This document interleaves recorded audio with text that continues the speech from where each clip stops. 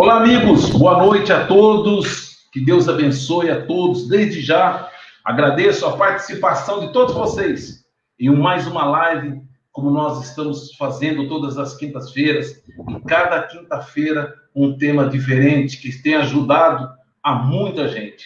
E hoje não poderíamos deixar de levar esse tema para todos vocês. Alimentação. É muito importante que nós vamos discutir hoje, por isso eu já gostaria de fazer um convite.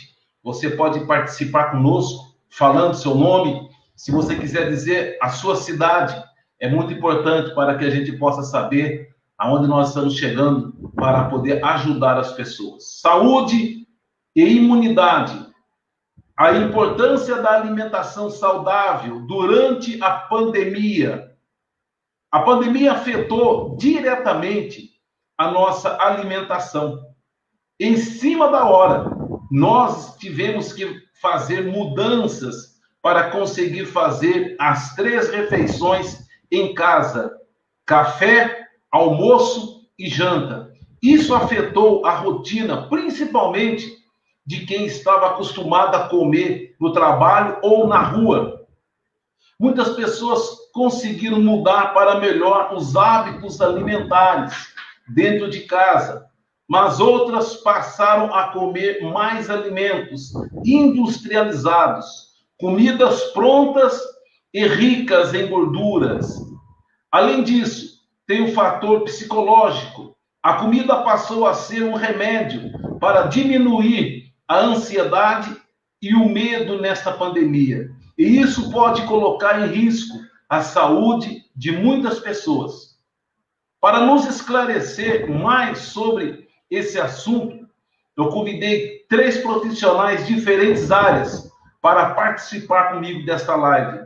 O Dr. Marcos Tambácia, endocrinologista e professor do Departamento de Clínica Médica da Unicamp. A doutora Estela Herman, nutricionista e apresentadora do programa Sabor Saudável. E também a doutora Cristina Calvi, psicanalista e diretora do Instituto Queens de Desenvolvimento Humano. Queria já dar o meu boa noite aos nossos convidados, ao doutor e professor doutor Marcos Tambácia. É isso mesmo, doutor? Boa noite. Boa noite, deputado. É Tambácia, meu sobrenome é esse. É um prazer enorme estar aqui com vocês. O prazer é todo meu receber o senhor aqui. E tem uma turma boa hoje querendo fazer pergunta para o senhor, hein? Também quero agradecer a participação da doutora Estela Herman, nutricionista. Boa tarde, boa noite, doutora. Boa tarde, deputado. Boa tarde, Cristina. Boa tarde, doutor. Prazer o meu estar aqui com vocês. Também tem umas perguntinhas boas aí, hein? Também quero cumprimentar a doutora Cristina Calvi, psicanalista. Boa noite, doutora. Boa noite, deputado. Boa noite a todos. É sempre uma honra, né, poder participar contigo aí, com todos vocês. E estamos aqui, né, à disposição para poder responder todas as perguntas e todas as dúvidas aí do pessoal.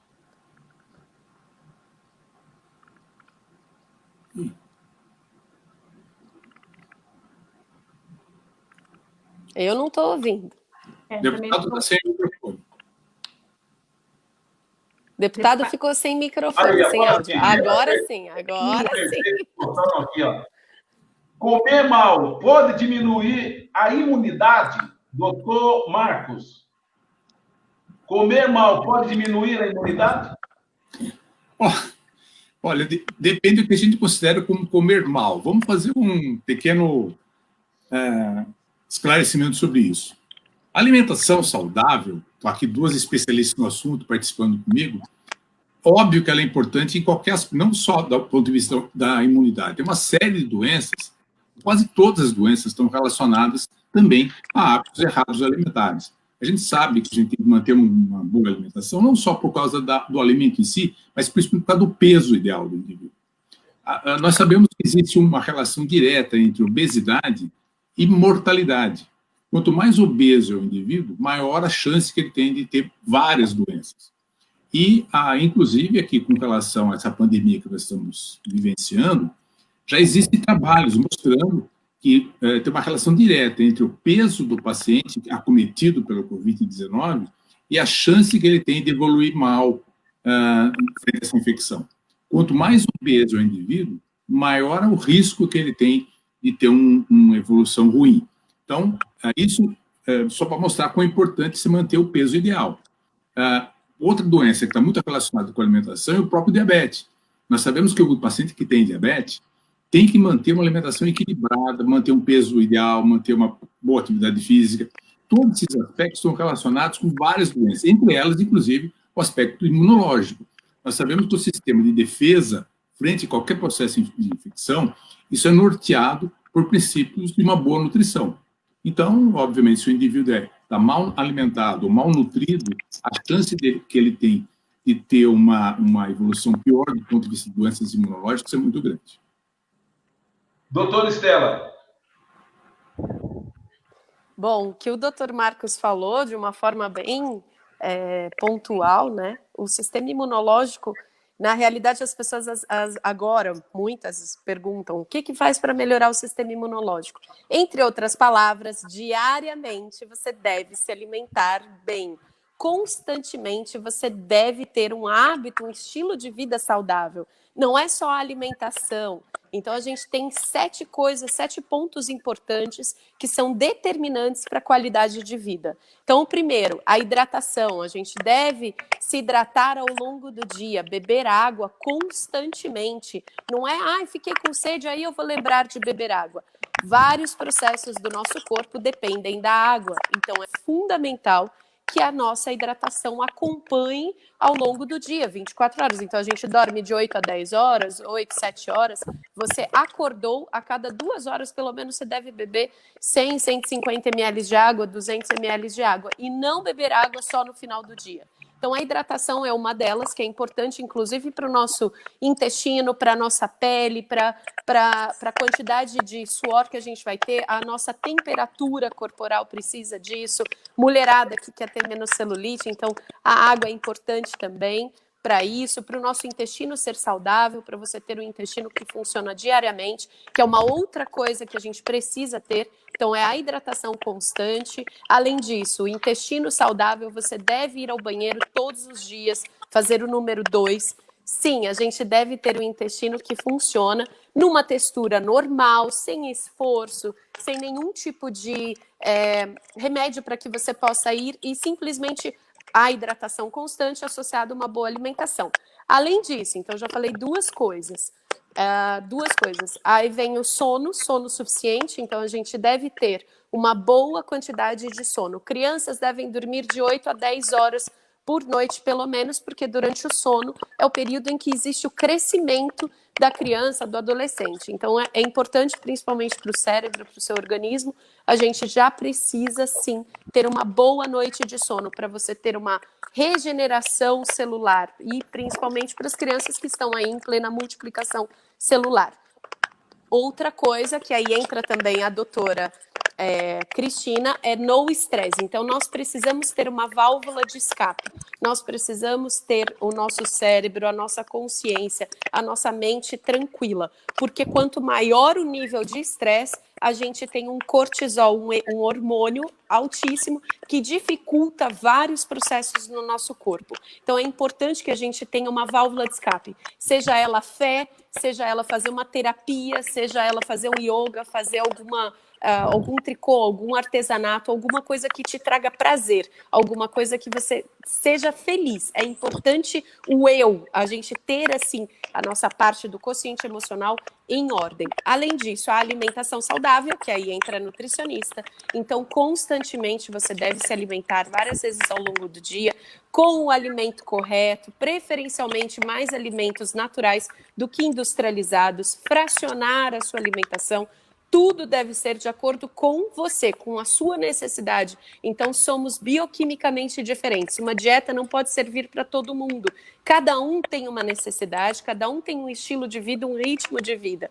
E pode ter alergias, pode ter algumas complicações, algumas doenças. Então, a dieta deve ser personalizada e prescrita por um nutricionista. Além disso, sol. Então, o hábito de se expor ao sol dentro daquele período que é indicado pelo médico é fundamental.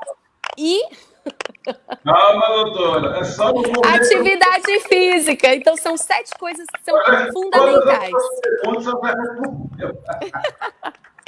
Doutora Cristina, não sei se sobrou alguma coisa para a senhora aí, vamos lá. Bom, eu gosto, primeira coisa, né? Eu recebo muitos pacientes aqui no consultório com problemas de transtornos alimentares, né? Por causa das emoções. Então, a primeira coisa, tudo muito importante, tudo que foi falado.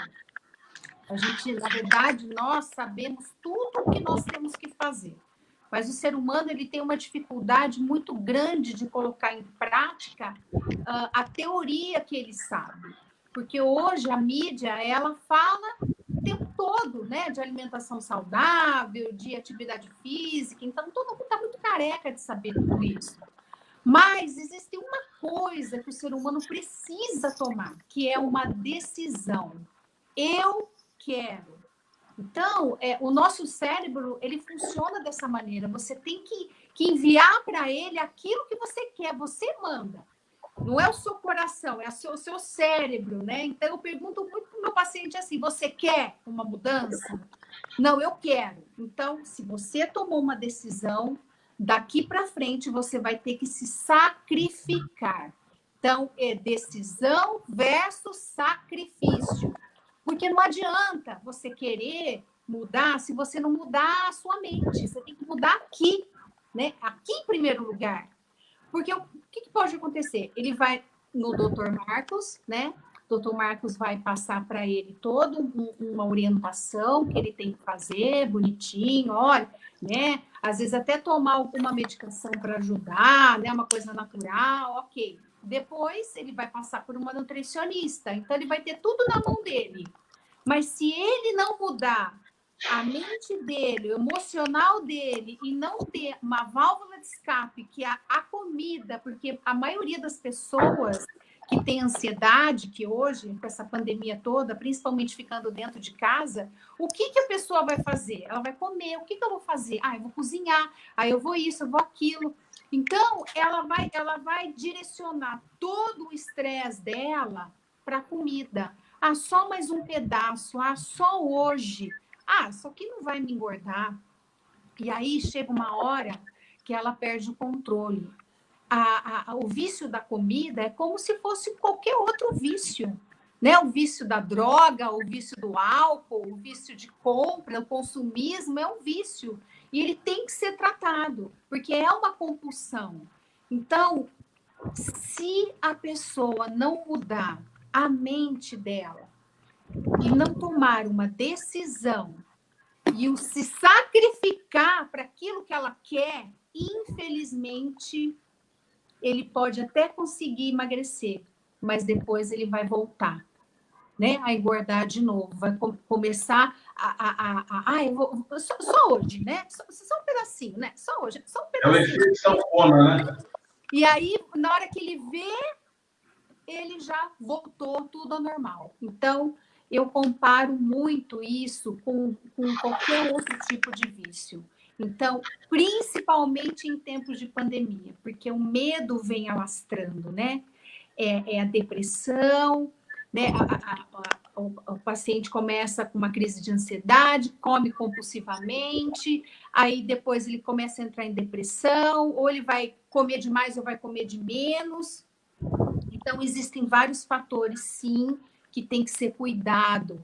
Mas primeira coisa é mudar a mente. Tem que mudar aqui dentro. Senão, infelizmente, não vai adiantar nada. Ele vai até, né, doutor?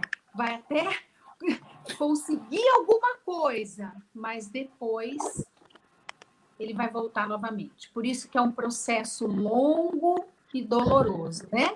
Porque dói. Você deixar de comer aquilo que você gosta é um sacrifício, não é, deputado? É um sacrifício. Eu gosto de comer. O senhor gosta de comer? Com certeza, a coisa melhor que tem. É bom demais comer, mas às vezes esse querer comer demais às vezes prejudica, né, a nossa saúde física, mental. Doutora Cristina, Senhor. aproveitar aqui, ó, que tem uma pergunta aqui já no ar. Essa pergunta ela é muito boa para a senhora. O que os doutores sugerem para o caso da compulsão? Não entendi. Tem uma pergunta. O que os doutores sugerem para o caso de compulsão? Compulsão alimentar, pessoas que querem comer toda hora. Compulsão alimentar, bom, primeira coisa, se a pessoa é compulsivo, né, ele tem essa compulsão alimentar, primeira coisa, tem que procurar ajuda, tem que procurar um profissional. E nós estamos aqui, os 3 profissionais, né? O médico, em primeiro lugar, consultar com o médico especialista, né? Ele vai orientar, depois ele vai ter que fazer uma reeducação, né? Aprender a comer e fazer um acompanhamento também psicológico, porque são as 3 coisas que andam juntas, né? A parte médica, a reeducação alimentar e o próprio emocional. Agora, se ele já identificou que ele não tem força suficiente para poder encarar isso sozinho, não, eu já estou demais, eu mesmo não estou me aguentando mais, então está na hora de procurar ajuda, porque se ele não procurar ajuda, pode desenvolver graves doenças, muitas doenças, não só as físicas. Doutor Marcos, é verdade que pessoas obesas e diabéticas evoluem pior no tratamento do Covid-19? Sim, infelizmente isso é verdade. Isso já começou a se observar desde os primeiros casos na China, que é um país que não tem uma incidência elevada de obesidade, mas tem diabetes. Eles começaram a perceber que esses indivíduos evoluíam pior. E depois já saiu inúmeros trabalhos publicados na literatura, nesses últimos 6, 7 meses, mostrando que pacientes que têm diabetes, mas não é o fato de ele ter diabetes, ser diabético, é o fato de ele estar com diabetes descontrolado. Já tem esse trabalho mostrando que o indivíduo que tem diabetes, mas está com diabetes sob controle, ele tem o mesmo risco que o indivíduo que não é diabético. Por outro lado, se o diabetes está descontrolado, a chance de evoluir mal é maior. E por que isso acontece? Infelizmente, acontece porque os indivíduos diabéticos eles é um estado inflamatório. A doença já é um estado inflamatório. E pode acontecer uma piora nesse quadro inflamatório frente a uma virose.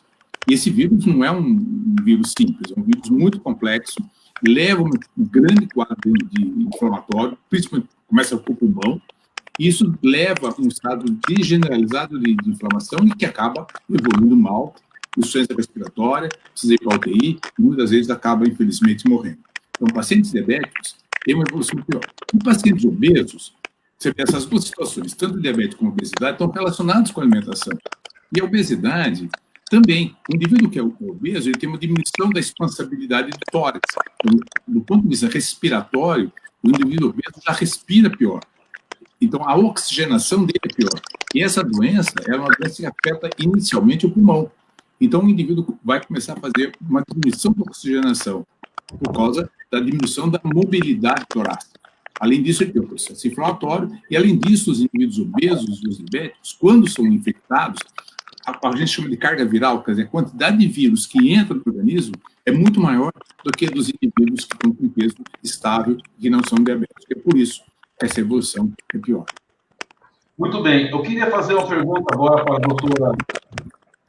a doutora Estela, mas as pessoas podem estar enviando através da nossa live. Se você quiser fazer perguntas também para os nossos convidados, fique à vontade. Você pode enviar as suas perguntas, que eles vão estar respondendo. Está aqui, Michael Borges, jantar tarde da noite é prejudicial à saúde, doutora Estela? Então, jantar, eu não sei e se... aquele pratão, sabe aquele pratão caprichado?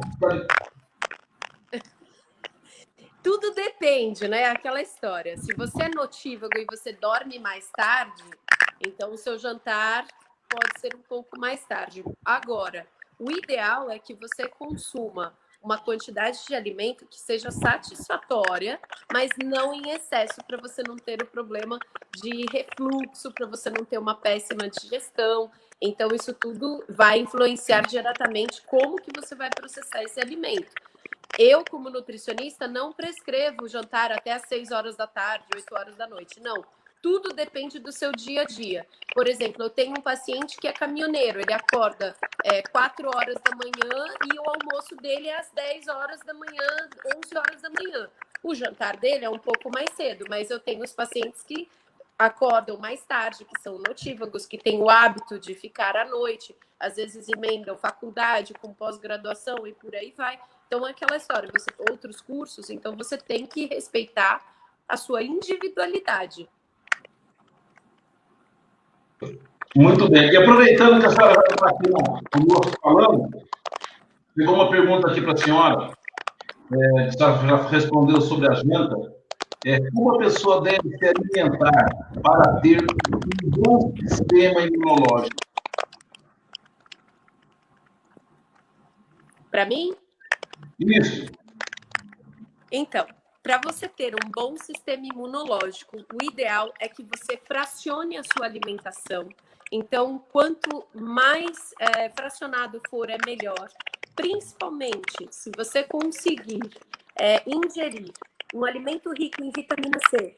Então, pode ser limão, mexerica, ou maracujá, ou kiwi, ou morango, ou a laranja. Então, você deve inserir uma fruta rica em vitamina C. Isso vai colaborar para o bom funcionamento do seu sistema imunológico também. Além disso, você deve acrescentar frutas ricas, como, por exemplo, potássio, magnésio, a banana. A banana participa muito do seu organismo. Então, tem algumas coisas que você deve ter na sua alimentação e é lógico que você não vai consumir tudo de uma vez. Então, você toma o seu café da manhã, se você puder incluir ovo. O ovo é excelente para a nossa saúde, é uma proteína que é barata, é uma proteína que atua diretamente no seu corpo, é uma proteína que, assim, ela é completa e é muito melhor para o seu corpo você começar o dia consumindo ovo, seja o ovo cozido, o ovo mexido, do que você só comer o pão com manteiga. Então, é muito melhor para o nosso organismo ter uma proteína de alto padrão logo cedo. E, além disso, você, se puder comer proteínas diferentes no café da manhã, no almoço e jantar, você terá aminoácidos distintos. Então, por exemplo, comi no café da manhã o ovo. No almoço, eu comi um peixe. E no jantar, eu comi um frango. Ou então, eu comi uma carne vermelha ou um porco. Então, você tem ali uma quantidade maior de vitaminas, de minerais e de proteínas diferentes. É fundamental que você inclua as hortaliças verdes escuras no seu organismo, porque isso faz muita diferença, porque elas contêm várias quantidades de fibras, vitaminas e minerais, inclusive a vitamina K, que é fundamental para o nosso corpo. Então, ela atua no nosso sistema imunológico. Você precisa, almoço e jantar, ter alguma hortaliça verde escura. Seja uma couve-manteiga, seja um agrião, uma rúcula, mostarda. Você tem ali diversas hortaliças. Você tem ervilha, você tem que mais? Rúcula, acelga, almeirão, brócolis. Então, quanto mais verde você consumir, melhor para o seu corpo. Além disso, além da banana que eu falei, de uma fruta rica em vitamina C, você deve incluir também, caso o seu intestino não funcione, uma fruta que vai colaborar para o seu organismo funcionar melhor, o seu intestino. Seja o mamão, seja o abacate. Se você não pode consumir um alimento com alto índice glicêmico, ou seja, com alta quantidade de açúcar, prefira o abacate. O abacate é fonte de gordura, mas é uma gordura boa, então você pode sim consumir uma fatia, quando é um abacate grande, você come 1/4 de abacate, se é o avocado, você come meio abacate. Inclua flocos de aveia, porque contém maior quantidade de proteína do que até mesmo carboidrato. A aveia é excelente para o nosso coração, é excelente para reduzir colesterol ruim e melhorar o colesterol bom. Geralmente as pessoas consomem baixa quantidade de fibras, então isso está associado a inúmeros tipos de doenças. Então você deve sim se hidratar e consumir verde. O verde é fundamental para a nossa saúde. Então, ele deve estar sempre no seu prato, do almoço e do jantar. Ah, eu comi uma couve e manteiga no almoço, no jantar sobrou um pouquinho, vou ralar uma cenourinha, vou comer junto. Mas você pode, principalmente o quê? Ter variedade. Isso é fundamental. Então, você tem tomate, você tem pepino, você tem escarola, você tem inúmeras hortaliças que você deve incluir. O arroz e feijão é a comida trivial do brasileiro, então um tem um aminoácido que o outro não tem, um completa o outro, só que você não pode comer um pratão gigantesco. Lógico, se você tiver uma atividade braçal, uma atividade em que você gaste muita energia, você pode comer uma quantidade maior. Mas, se você está em casa só assistindo televisão, lendo jornal, fazendo as coisas do dia a dia, diminua um pouco a quantidade de arroz e de feijão. Então, você não precisa comer um pratão gigantesco. Faça um prato inicial de salada, de hortaliças, de verduras, e depois você vai para o prato principal, que é a carne, ou o frango, ou o peixe, o ovo, para quem é vegetariano, cogumelo, enfim, tem outros tipos de proteína.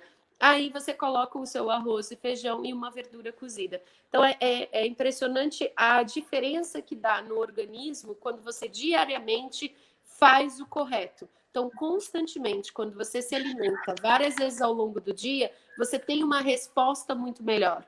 À noite, principalmente, quando você tem que ter uma indução ao sono, às vezes a pessoa retira o carboidrato da noite. Mas é importante que você consuma uma pequena quantidade, mas um bom carboidrato, por exemplo, batata doce, uma abóbora japonesa, um arroz 7 grãos, e também não em grande quantidade, porque esse carboidrato vai melhorar a qualidade do seu sono, porque tem triptofano, que é precursor da serotonina, então você começa a ter ali um hormônio de sensação de bem-estar, e que aí você começa a ter um estresse menor e você começa a ter um início de um sono tranquilo, que é fundamental o sono, porque quando você não dorme bem no dia seguinte, você acorda mais estressado, você acorda mais desatento, você começa a fazer coisas erradas, porque o sono alimenta, é aquilo que a avó falava, durma bem, porque o sono é fundamental para o nosso corpo se regenerar.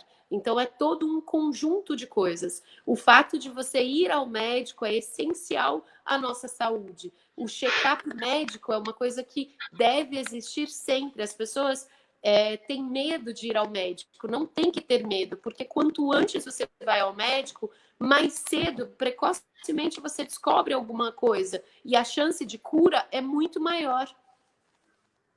Muito bem. Doutor Marcos, por que as crianças evoluem melhor o tratamento do Covid-19?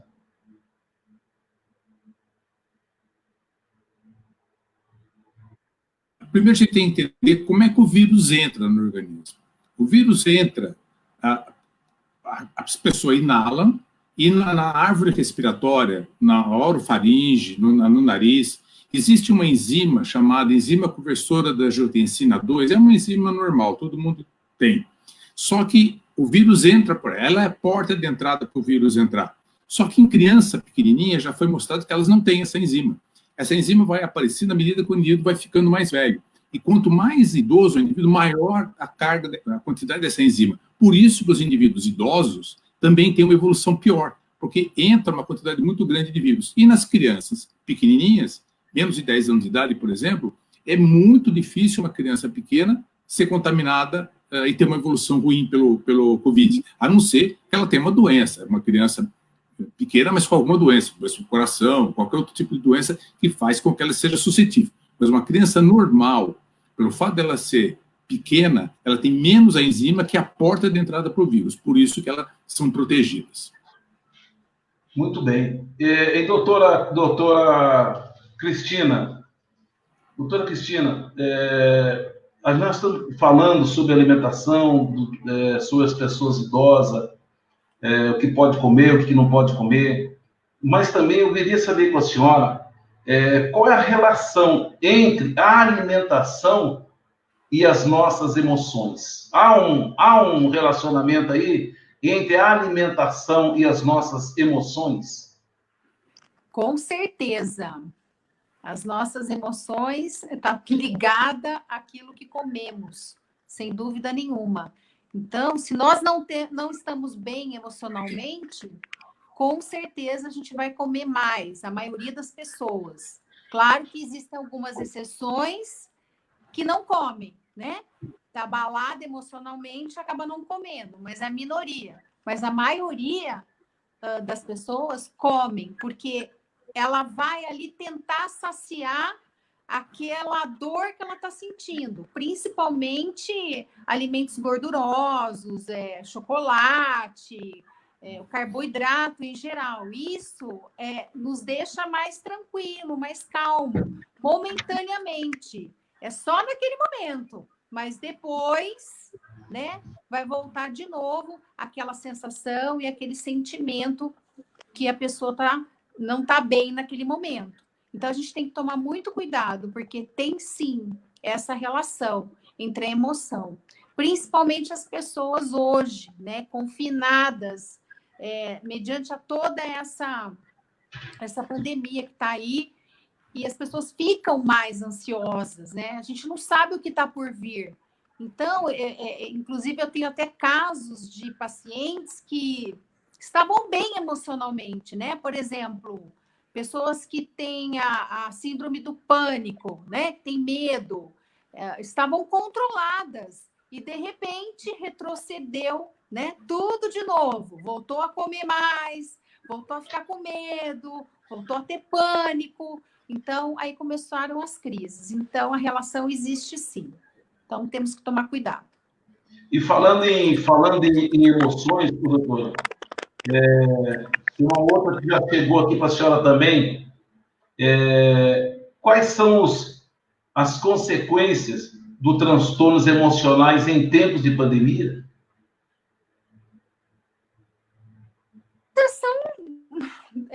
Se a pessoa... Consequências. Existem, obviamente, consequências. Então, se a pessoa, né, se o paciente, ele não tiver um equilíbrio, uma sustentabilidade emocional, mesmo mediante a tudo que está acontecendo, existem gravíssimas consequências nisso tudo. Pode-se desenvolver várias doenças, principalmente emocionais. Então, o gatilho do confinamento hoje está muito em alta. Então, faltou aquele gatilho, e o gatilho veio e pronto, acabou desenvolvendo, por exemplo, uma depressão, uma tristeza profunda, um medo do que está por vir. Então, existe, sim, várias consequências nisso tudo. Então, muitas vezes eu falo assim, vai resolver alguma coisa você ficar dessa maneira, né? Ansioso desse jeito, você vai encontrar, para de ficar vendo televisão, a pessoa fica o tempo todo na televisão, vendo o que está acontecendo, noticiários, quantas pessoas morreram, ai meu Deus, morreu fulano, ciclano, ai morreu, então ela começa a ficar abalada emocionalmente, e isso pode desestruturar emocionalmente a pessoa. E aí ela não consegue fazer nada. Por exemplo, eu estou com medo, não vou sair de casa, não vou. Muitas pessoas estão assim hoje.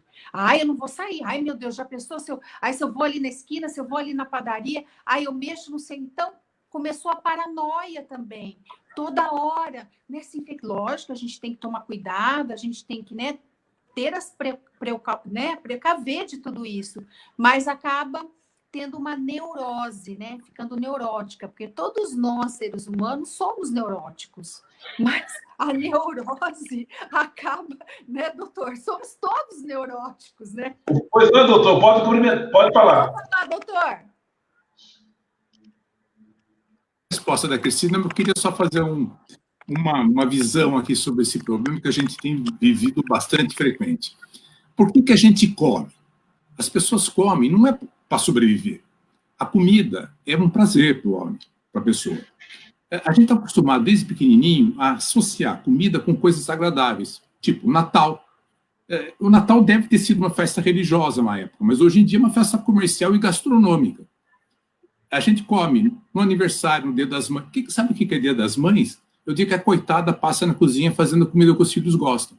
Então, a gente está associando sempre coisas boas, desde festinha, batizado, casamento, Natal, Réveillon, associado isso com comida.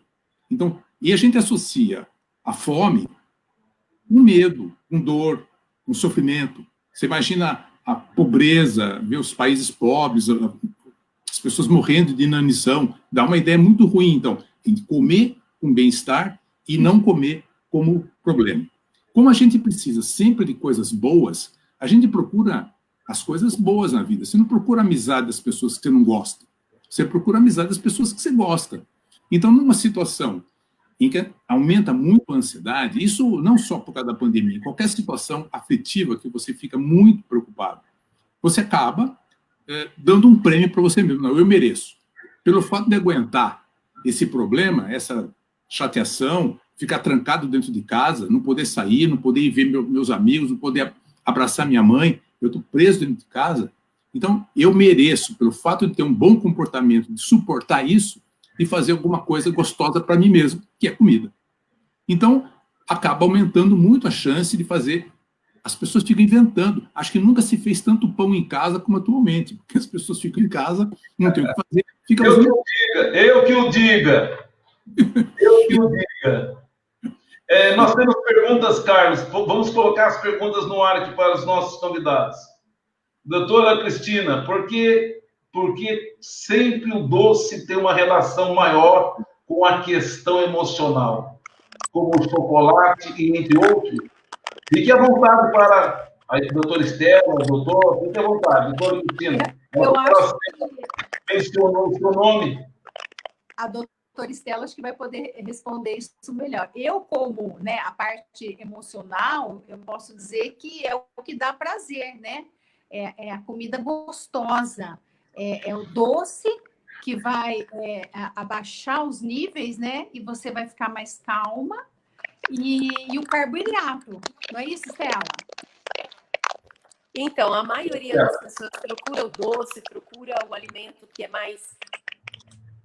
ele preenche o paladar. Então, geralmente, aquele alimento que tem gordura, aquele alimento que você consome de uma forma fácil, que entra ali e já joga energia na sua corrente sanguínea, justamente por conta, e preferencialmente, geralmente as pessoas, quando diminui a luminosidade.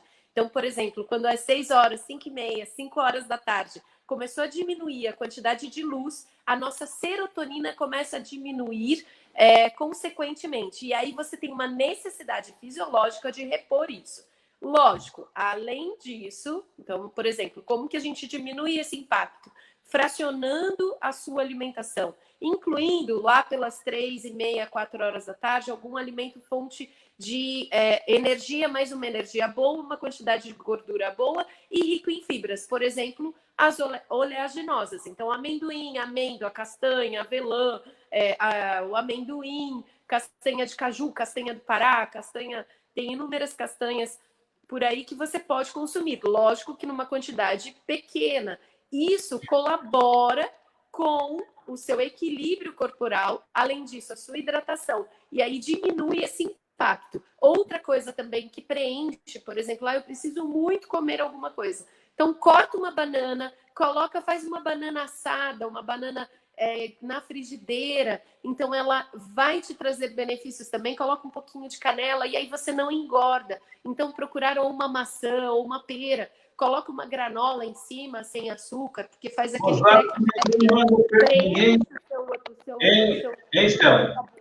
Gozado que ninguém fica perguntando o que você acha se eu comer giló? Giló faz bem? Giló não faz bem?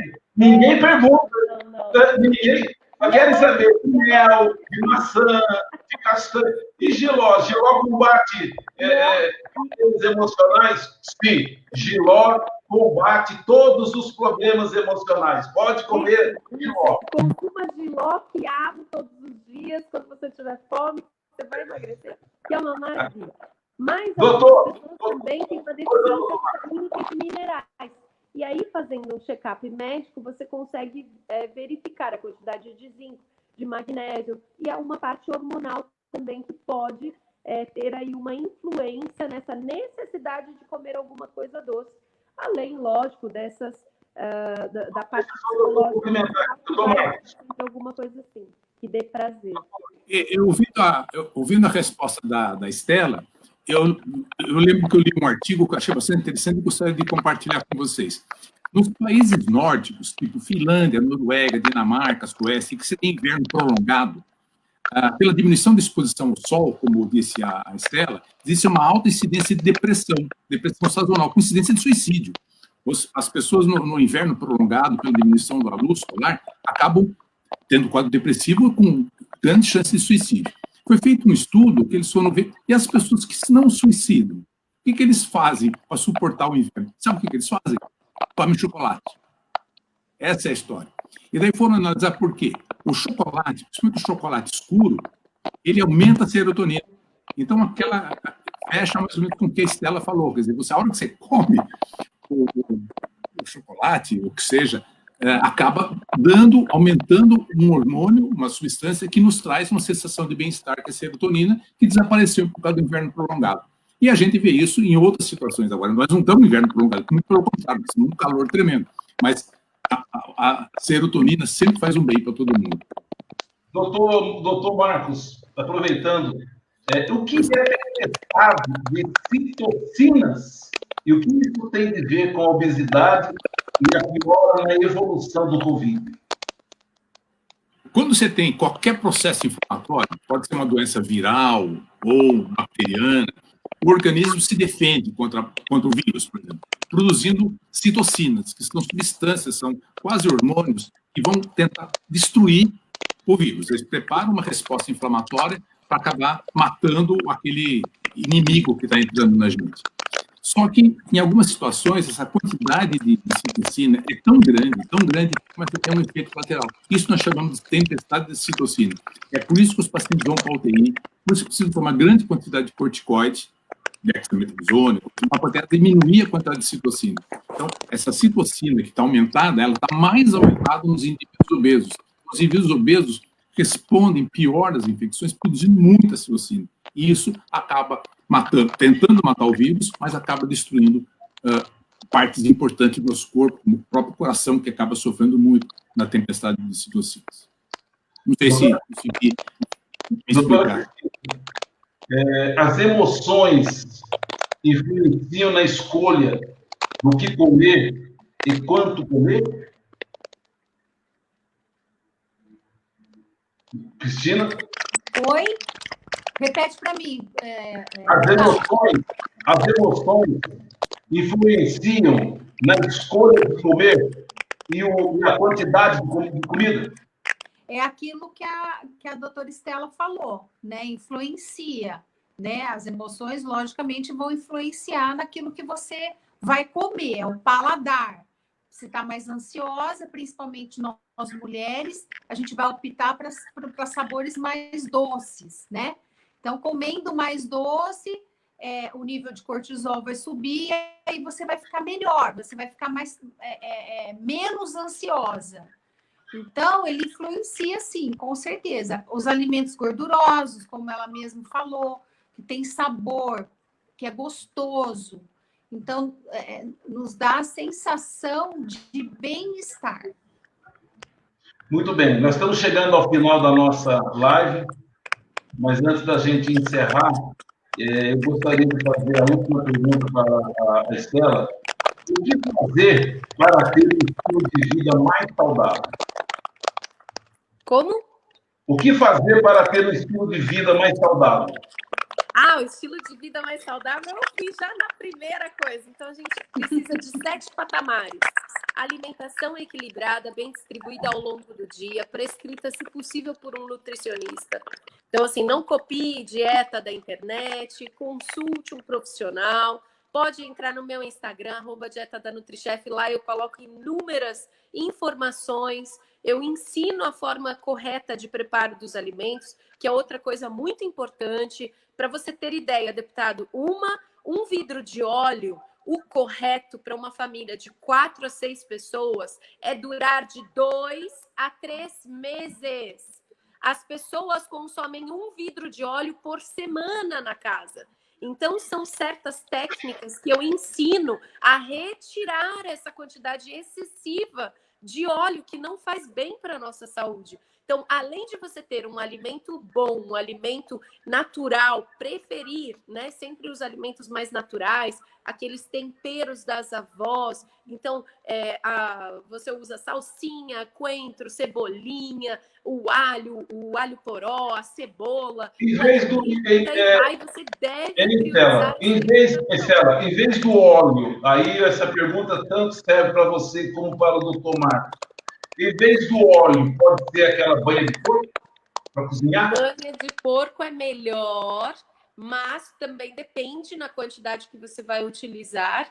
E, lógico, tem coisas, por exemplo, um filé de peixe, um filé de carne, um filé de frango, você consegue grelhar numa frigideira de teflon intacto, sem risco, somente com sal e pimenta do reino. Então, tem certas preparações que a dona de casa tem que começar a tirar o óleo, seja ele qual for, seja essa gordura qual for. Doutor, vamos lá. Doutor Marcos. A gordura tem grande valor calórico, né? 1 grama de gordura são 9 calorias. Mais do que carboidratos, 1 grama tem 4 calorias. Então, o indivíduo que acaba comendo muita quantidade de gordura, muita gordura saturada, quando você frita um óleo, você está saturando as ligações. E esse gordura saturada é que aumenta o colesterol ruim, que acaba afetando, obstruindo as artérias, dando problemas circulatórios. Então, o segredo realmente é diminuir gordura. No caso, uma preferência de fazer uma carne, em vez de fazer a carne frita, fazer ela assada ou fazer cozida, muito melhor do ponto de vista nutritivo e saudável do que fritar no óleo ou mesmo na banha de porco. Muito bem, nós estamos chegando ao final da nossa live. Eu quero agradecer a doutora Cristina, doutora Estela, doutor Marcos. Eu gostaria da Cristina, suas considerações. Muito obrigado pela sua participação. Cristina, está me ouvindo? Eu que agradeço, né, a participação, e o que eu gostaria de deixar é que você tome uma decisão de uma mudança. Porque se você não tomar essa decisão de mudar a sua mente em relação a todas essas questões que foi falado aqui, não adianta nada. Então, primeira coisa é mudar a mente e fazer um sacrifício, porque é um sacrifício você mudar totalmente o seu estilo de vida, mudar totalmente. Mas eu tenho uma boa notícia, que se você realmente tomar a decisão e mudar toda essa questão da alimentação, a sua vida nunca mais será a mesma. Com certeza, você vai ter uma qualidade de vida emocional, mental, física, em todos os sentidos. Você vai ser outra pessoa. Muito bem. Doutor Marcos, muito obrigado e as suas considerações finais. Deputado, foi um prazer enorme participar da sua live aqui, por sua coordenação. Agradeço o convite. Foi um prazer, inclusive, compartilhar com a Cristina e com a Estela, nos aspectos relacionados com a alimentação. Realmente, acho que nessa situação de pandemia, que as pessoas estão confinadas ou isoladas, uma orientação como essa pode ajudar em muito a evitar complicações maiores do ponto de vista de saúde, não só por causa da pandemia, mas tem uma série de outras doenças que estão relacionadas diretamente com erros alimentares. Então, a gente tem que tentar prevenir isso, não só por causa do coronavírus, mas por causa de outros problemas que podem acontecer também. Muito obrigado. Eu que agradeço. Doutora Estela, muito obrigado pela sua participação. E eu sou testemunha da sua comida, porque eu já fui comer nos seus programas que você faz comigo nos programas. É muito boa a comida. Claro, e aquela comidinha, né, doutora Cristina? É magrinha, mas é boa. As suas considerações finais. Muito obrigado. Bom, Deputado, muito obrigada. Doutor Marcos, prazer em conhecê-lo. Doutora Cristina também. A gente tem muito assunto para outras lives. Estou assim, à disposição, porque uma coisa vai puxando a outra. Para você que está nos ouvindo, nos assistindo, eu desejo o melhor para você, que você se cuide, que você se ame, que você se alimente da melhor forma possível. Você que é mãe, você que é pai, que gosta de cozinhar, então dê preferência aos alimentos mais naturais. Quanto menor a validade dos alimentos, ou seja, que é um alimento mais natural, isso vai favorecer o seu organismo. Então, dê preferência ao ato de cozinhar, ao ato de fazer o alimento, né, preparar o alimento, se hidrate constantemente, pratique atividade física, durma bem, tenha fé, né, porque isso faz muita diferença no nosso corpo, para a nossa vida. Faça acompanhamento com o terapeuta, não abandone seu médico, por favor, e se hidrate constantemente, seja feliz. E o que precisar, e atividade física, por favor, que é super importante para o nosso organismo. Nós somos feitos de várias coisas, então, quando uma coisa caduca, as outras vão tendo aí várias consequências. Um beijo para todo mundo, muito obrigada. Um abraço a todos vocês, meu muito obrigado ao doutor Marcos, a Estela e a Cristina, que Deus os abençoe. Um abraço e até a próxima quinta, com mais um assunto importante que nós vamos estar trazendo para todos vocês. Muito obrigado, que Deus abençoe a todos. Amém.